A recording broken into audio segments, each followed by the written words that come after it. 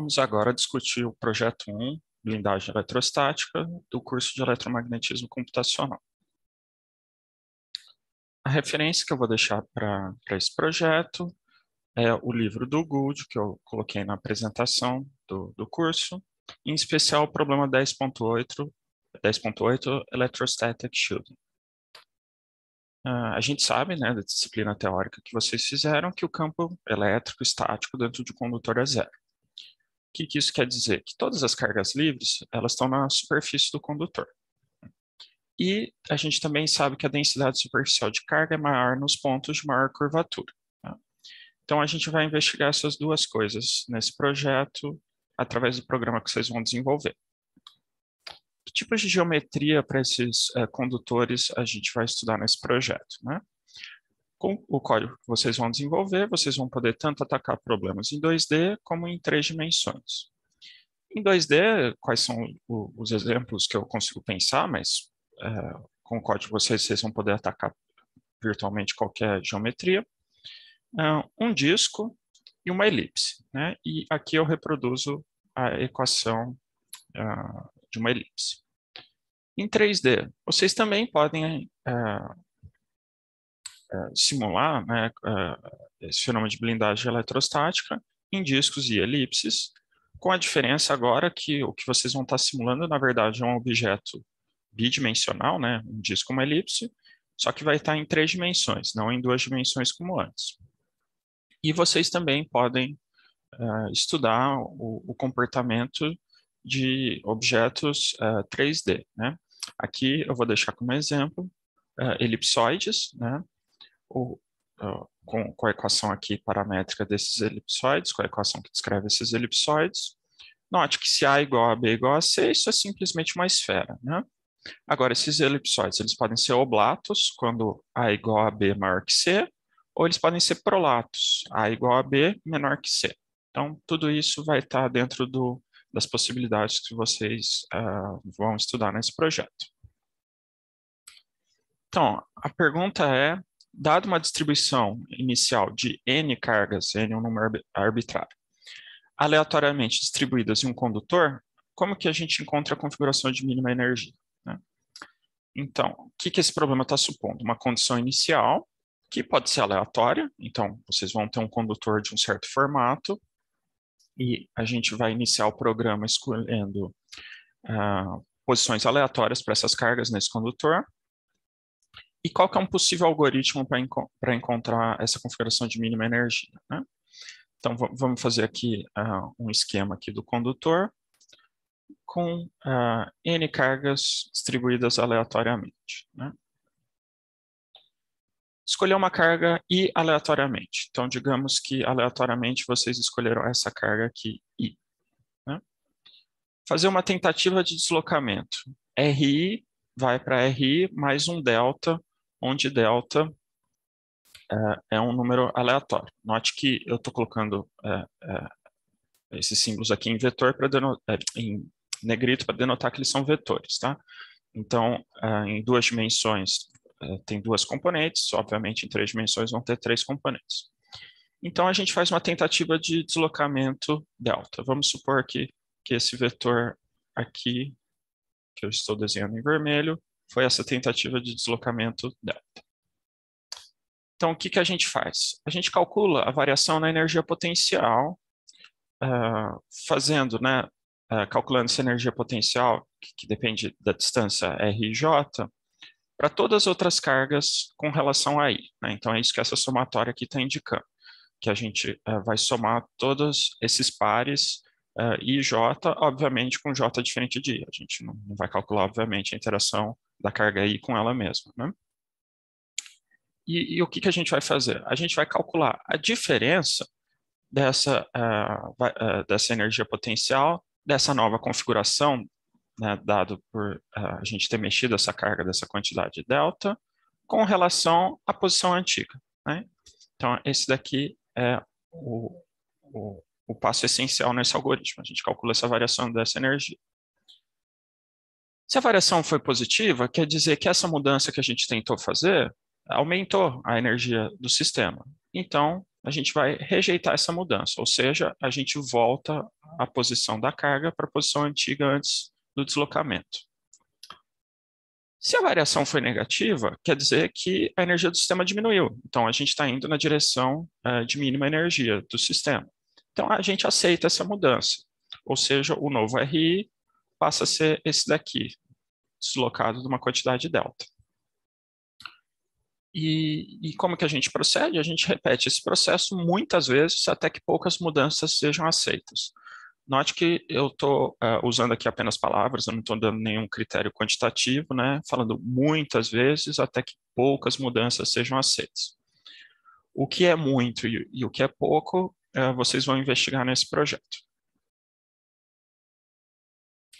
Então, a única coisa que resta é a gente colocar as expressões para energia, para a energia potencial, né? Ou seja, quais são as expressões que a gente deve empregar em 2 e 3 dimensões para calcular esse V aqui, né?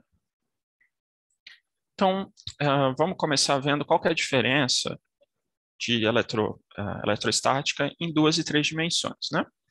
Então, qual é o campo elétrico produzido por uma carga pontual na origem em 3 dimensões, né? Bom, em 3 dimensões a gente pode usar a lei de Gauss aqui, né? A gente tem essa simetria esférica, né? Então a gente desenha uma esfera em torno dessa carga. O campo elétrico vai ter essa simetria radial, né? Então, vocês sabem da disciplina teórica, né? Vocês já calcularam isso várias vezes, que o campo elétrico vai ter essa dependência aqui, 1 sobre R2. Qual é o campo elétrico produzido por uma carga pontual na origem, só que agora em 2 dimensões, né? Em 2 dimensões, como que fica a lei de Gauss, né? Eu escrevi aqui EDA, DA entre aspas, né? Porque não vai ser mais uma área, né? Em 2 dimensões, o que a gente vai desenhar vai ser uma circunferência, um círculo em torno da carga, né? Então, a gente desenha isso em torno da carga, e daí, quando a gente fizer essa integração nesse círculo aqui, o que a gente vai ter? A gente vai ter 2πr, né? Então, qual que é a grande diferença do campo elétrico entre 3 e 2 dimensões? Em 2 dimensões ele tem esse comportamento 1 sobre R, né? E obviamente, isso também vai refletir no potencial eletrostático, né? Então, a gente quer saber, para poder usar aquela expressão daquele slide anterior, qual que é o potencial eletrostático produzido por uma carga pontual na origem em 2 dimensões. Novamente, vamos fazer o paralelo com 3D, né? Em 3 dimensões, a gente tem a equação de Poisson aqui, né? Laplaciano de V é igual a menos ρ, que é uma densidade de carga volumétrica sobre epsilon zero. E qual que é a solução dessa equação, né? É dado por essa integral aqui, né?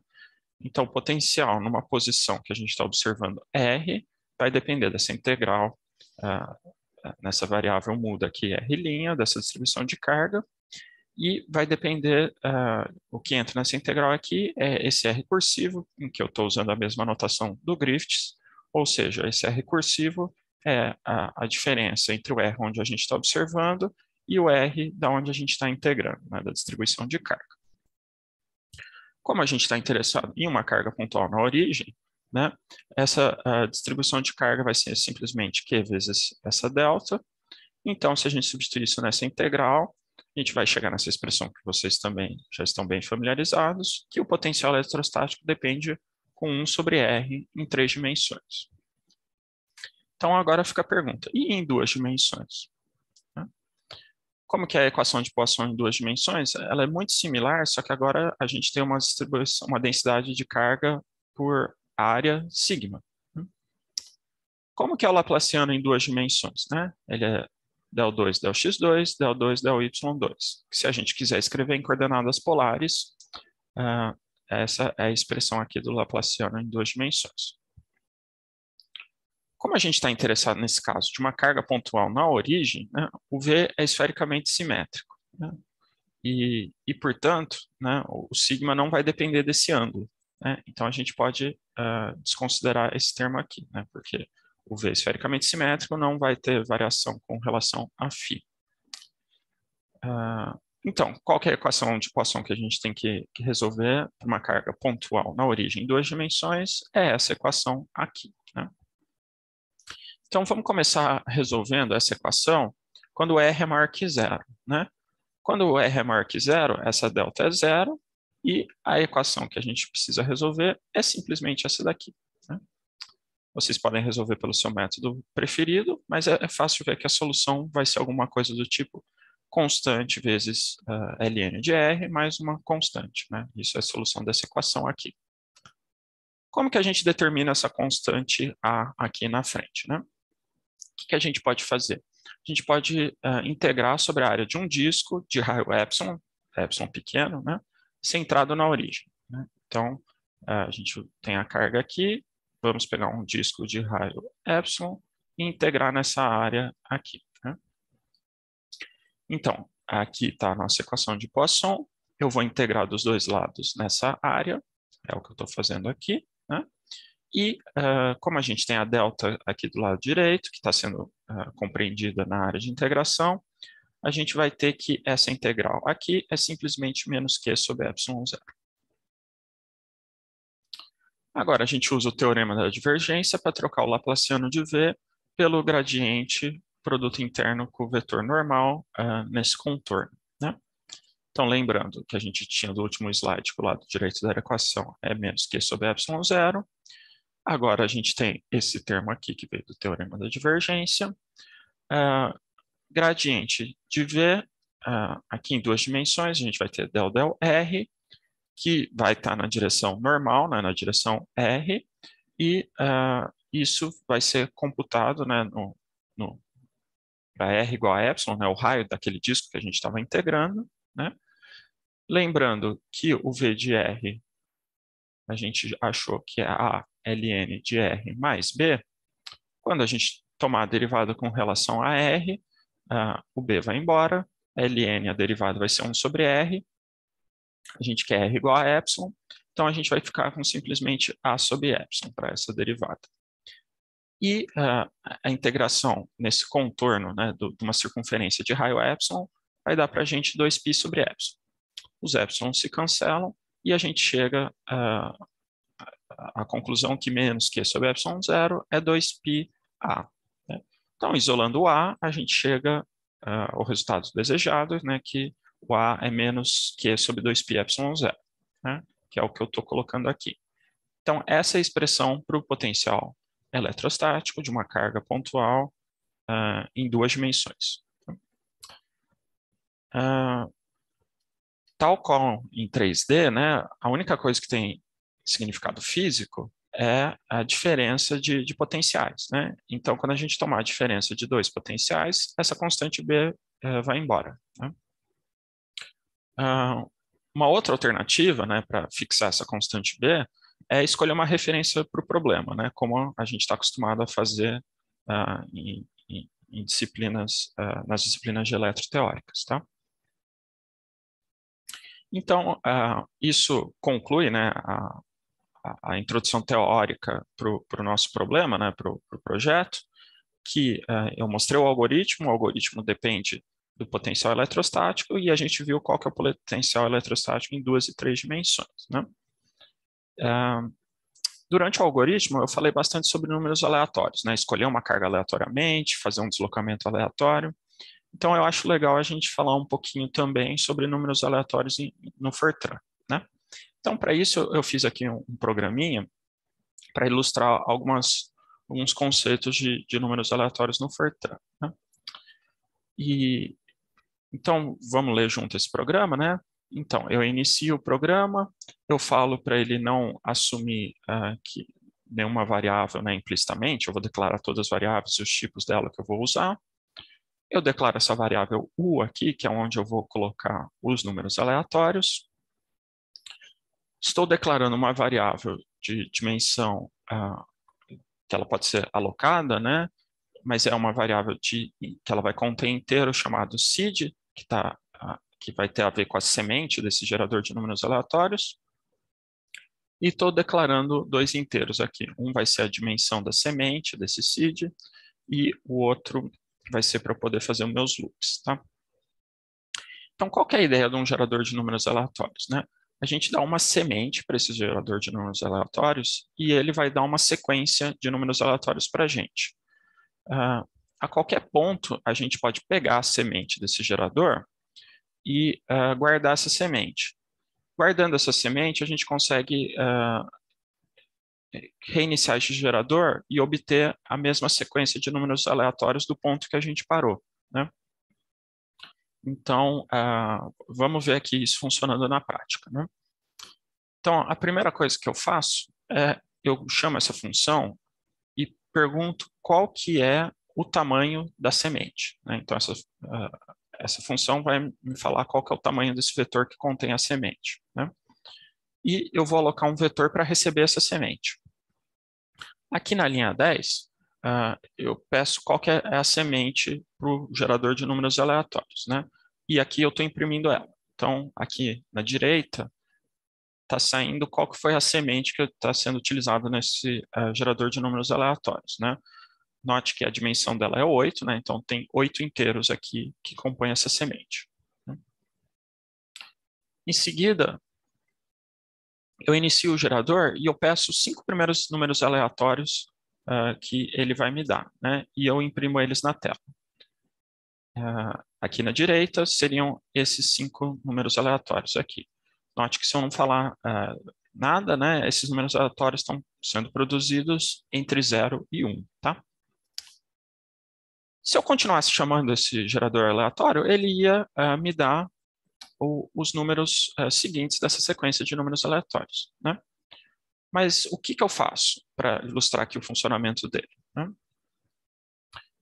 Eu, após pedir esses 5 números para o gerador de números aleatórios, eu paro e falo para ele, olha, agora usa a semente que eu salvei antes de eu começar a pedir esses números aleatórios, né? Então, insere essa semente no gerador de números aleatórios. E qual que é a consequência disso, né? Ao fazer isso, quando eu peço para ele imprimir 5 números aleatórios, ele vai imprimir exatamente os 5 que foram usados antes. Olha aqui. Esses números aqui batem exatamente com os de antes, né? Então, manipulando essas sementes, eu consigo reiniciar esse gerador e fazer operações desse tipo. Por que é importante ser capaz de fazer essas coisas, né? É necessário vocês saberem isso para fazer o programa desse projeto? Não, não é necessário. Mas isso daqui é muito interessante se vocês quiserem procurar erros no seu programa, né? Porque, ou mesmo testar que ele está funcionando corretamente, né? Porque imagina que vocês comecem o seu programa em de uma condição inicial, né, aleatória, e vocês encontram um erro ou algum problema nesse programa. Se vocês fossem executar ele de novo, a semente sendo diferente, vocês iam obter uma outra sequência de números aleatórios, né? Então, seria muito mais difícil vocês procurarem erros nesse programa.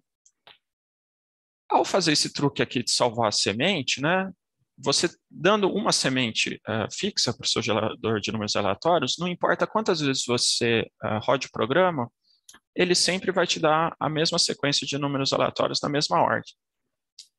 Então, esse é um jeito muito conveniente de vocês procurarem erros no programa de vocês, nesse projeto, ou em qualquer outro que envolva números aleatórios.